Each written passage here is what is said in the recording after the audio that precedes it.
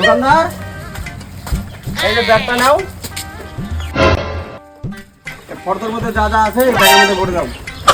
এই নাও বাজার, আর 200 টাকা দাও। 200 টাকা?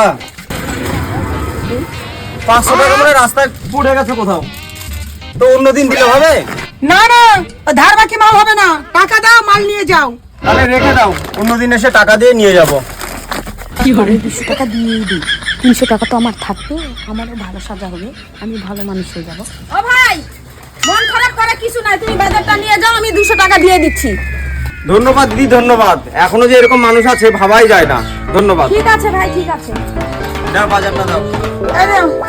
ওই দিদি টাকাটা দিয়ে দিবে। 200 ঠিক টাকা। আছে, যাও। এই যে এখান থেকে 200 টাকা কাটে নাও। এই যে নকল নোট দিছো কেন? লোককে ঠকানো হচ্ছে, এটা তো নকল নোট। এই রে, আমার 200 টাকা লস হয়ে গেল।